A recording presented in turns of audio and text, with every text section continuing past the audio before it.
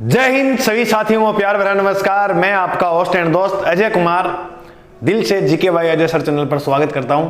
आज बहुत ही खुशी की बातें करेंगे आपके साथ। गुरुजी खुशी की क्या, आपके लिए वो जो है एक खुशखबरी आज लास्ट में बताएंगे वो क्या है। तो आज हम करंट जीके की जो क्लासेस चल रही थी हमारी बहुत ही बेहतर चल रही थी, आप सभी को पता है। और इसके अंदर जो है आज हमारी क्लास नंबर 9 है। देखो बहुत हम आगे निकल जाएंगे, मैं इसलिए कह रहा हूँ आप कंटिन्यू देखते रहो, प्लेलिस्ट में जाके देख लो जिसने अभी नहीं देखी है। और मैं पूरा करंट जीके करा दूंगा आपको, इसके अलावा पढ़ने की कोई जरूरत नहीं है। प्रश्न में सीधे पेपर में सीधे प्रश्न मिलेंगे यहाँ से। आज का जो पहला प्रश्न है वो ये है कि 15 अक्टूबर 2022 को आयोजित महिला किसान दिवस में किस वर्ष को अंतरराष्ट्रीय पोषक अनाज वर्ष के रूप में घोषित किया है। पहले प्रश्न तो आप ये याद रखना कि महिला किसान दिवस कब बनाते हैं, तो वो गुरुजी बनाया जाता है 15 अक्टूबर को। 15 अक्टूबर को 2 दिवस याद रखने हैं आप लोगों को। गुरुजी कौन कौन से, एक तो महिला किसान दिवस, महिला किसान दिवस कौन सा आपको याद रखना है, महिला किसान दिवस। और एक आपको याद रखना है विश्व छात्र दिवस, विश्व छात्र दिवस। ये 2 दिवस आपको याद रखने हैं। 15 से पहले जाएंगे तो आएगा 14, तो यहां पर लिखोगे 14 अक्टूबर को कौन कौन से दिवस मनाते हैं। 14 अक्टूबर को मेरे दोस्त ई कचरा दिवस मनाया जाता है, ई कचरा दिवस। ई कचरा दिवस कब बनाते हैं, 14 अक्टूबर को। और उसके बाद आप याद रखना अंडा दिवस, अंडा दिवस कब बनाते हैं, विश्व अंडा दिवस 14 अक्टूबर को। विश्व मानक दिवस भी कब बनाया जाता है, 14 अक्टूबर को। यह बात तो मेरी याद रखना बिल्कुल। तो गुरुजी अंतरराष्ट्रीय पोषक अनाज वर्ष जो घोषित किया वो कौन सा किया है, और वो किया गया है जिसमें हम जी रहे हैं आज। रियो का जो एग्जाम दोगे 14 मई को, तो याद रखना 2023 भूलना मत। ओके गुरुजी 22 मत कर देना, 23। इसके बाद नेक्स्ट जो प्रश्न है वो ये है, राष्ट्रीय मानवाधिकार आयोग ने अपना, गुरुजी को वो धीरे बोलो गेट बंद कर दो। राष्ट्रीय मानवाधिकार आयोग ने अपना 29वां कौन सा 29वां स्थापना दिवस 12 अक्टूबर 2022 को बनाया। इस मानवाधिकार का जो गठन हुआ वो किस अधिनियम के तहत हुआ।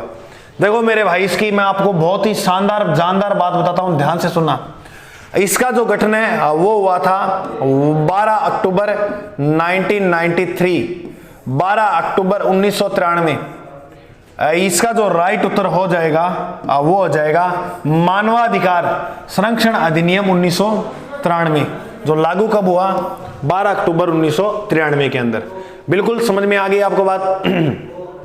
तो यह इसका 29वां स्थापना दिवस था, और यह दिवस कब बनाते हैं, 12 अक्टूबर को।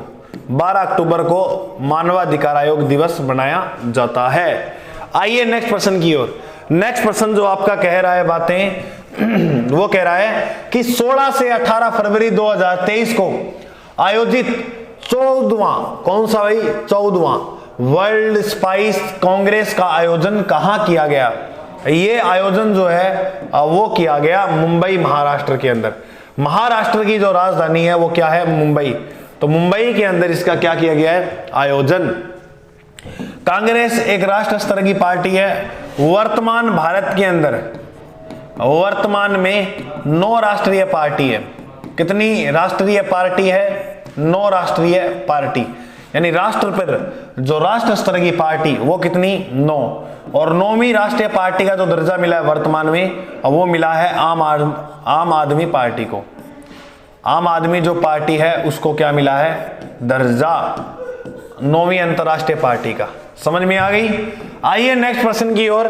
4 नंबर प्रश्न ये बात कह रहा है कि नवंबर 2022 में संयुक्त राष्ट्र का कौन सा जलवायु परिवर्तन सम्मेलन कोप मिस्र में आयोजित हुआ। मिस्र में जो आयोजित हुआ वो था 27वां कोप। कौन सा, 27वां जो 2022 के अंदर मिस्र के अंदर क्या हुआ था, आयोजित। 26वां जो आयोजित हुआ था वो हुआ था यूके के अंदर 2021 में, यूनाइटेड किंगडम के अंदर।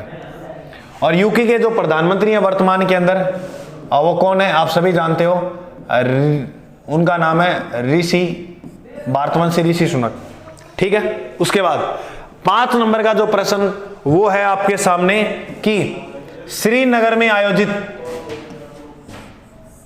चौथा हेली इंडिया शिखर सम्मेलन 2022 की थीम क्या था। पहला तो प्रश्न ये आएगा, चौथा हेली इंडिया शिखर सम्मेलन का आयोजन कहां हुआ, तो आप बताओगे श्रीनगर में। देखो प्रश्न को ध्यान से पढ़ा करो, मैं पूरे प्रश्न को निचोड़ करके लाता हूं कि लगभग आपके उत्तर यही बोर्ड के ऊपर क्लियर हो जाए।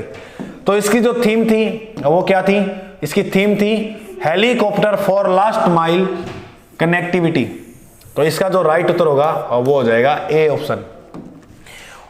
प्रश्न नंबर 6, 26 अक्टूबर 2022 को शुरू वायुसेना का 7वां युद्ध अभ्यास गरुड़, इसका पूरा नाम है गरुड़ 4, गरुड़ 4।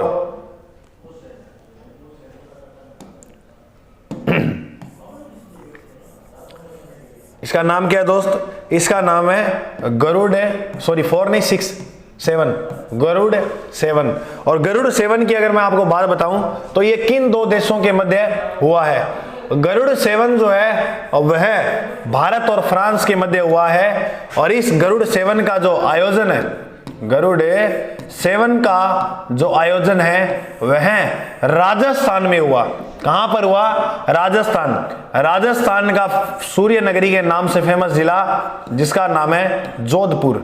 और याद रखना जोधपुर की जो स्थापना है वह हुई थी 1459 में। किसने की थी, राव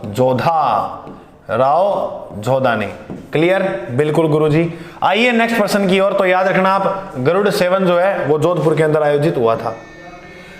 भारत अमेरिका की सेनाओं का संयुक्त अभ्यास टाइगर ट्रम्प कहां आयोजित हुआ। मोस्ट इंपोर्टेंट है टाइगर ट्रम्प, ये आंध्र प्रदेश में हुआ था आयोजित। आंध्र प्रदेश में आपने एक नाम सुना होगा विशाखापट्टनम।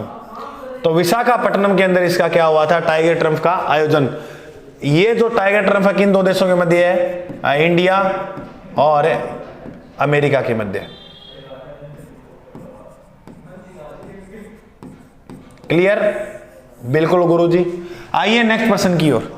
इसके आगे का जो प्रश्न वो बात ये कह रहा है कि ऑपरेशन गरुड़ का संबंध किससे है। देखो एक है गरुड़ 7 और एक सीधा पूछे गरुड़ का संबंध किससे है।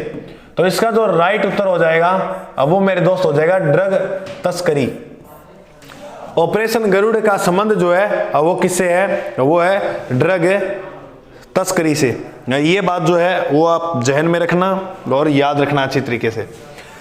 ड्रग तस्करी जो है उसके लिए 8 राज्यों की पुलिस फोर्स इस ऑपरेशन के अंदर क्या है, शामिल। ये बात भी तुम याद रखना। इसमें तमिलनाडु का नाम है, दिल्ली का नाम है, गुजरात का नाम है ना, दिल्ली एक केंद्र शासित प्रदेश है लेकिन 8 राज्य लिखा हुआ मिला है। आइए नेक्स्ट प्रश्न की ओर। नेक्स्ट जो प्रश्न है वो कह रहा है कि निम्न में से किस केंद्रीय मंत्रालय ने हाल ही में 2 अक्टूबर 2022 को युवा 2.0 मोस्ट इंपोर्टेंट है योजना का शुभारंभ किया है। यह योजना का जो शुभारंभ है वो किया गया किसके द्वारा, शिक्षा मंत्रालय के द्वारा। किसके द्वारा किया गया, शिक्षा मंत्रालय के द्वारा। इसका उद्देश्य क्या है, इसका उद्देश्य एक ही है, 30 वर्ष से कम आयु के जो लेखक है, कम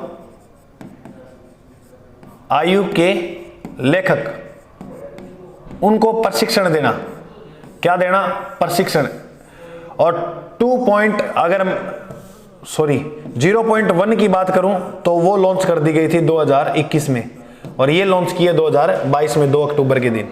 इसका याद रखना शुभारंभ जो है वो शिक्षा मंत्रालय द्वारा किया गया था। अंतिम और लास्ट प्रश्न आज का ये है कि जापान में आयोजित फार्मूला 1 रेस 2022 का खिताब किसने जीता। इसका जो फटाफट आप राइट उत्तर जो है वो बता दीजिए। ये जो खिताब है वो किसने जीता, कौन सा गुरुजी, जापान में आयोजित फार्मूला 1 रेस 2022।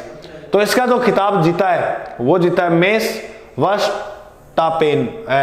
वर्स्टापेन। तो याद रखना आप, इसका जो खिताब जीता है वो मैक्स वर्स्टापेन ने जीता है। बिल्कुल गुरुजी, ये बात हमारे समझ में आ गई।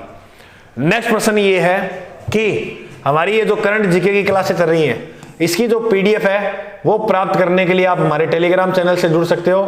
टेलीग्राम चैनल का जो नाम है वो है GK by Ajay sir. Description में लिंक भी मिल जाएगा। और इसके लिए गुरुजी आज जो खुशखबरी बता रहे थे वो क्या थी? खुशखबरी ये है तुम्हारे लिए कि आज हम बहुत ही एक अच्छी बात का आगाज करेंगे, सुनना ध्यान से। आरपीएससी आरओईओ 2023 वाले विद्यार्थियों के लिए पार्ट बी की सबसे बेहतरीन क्लास।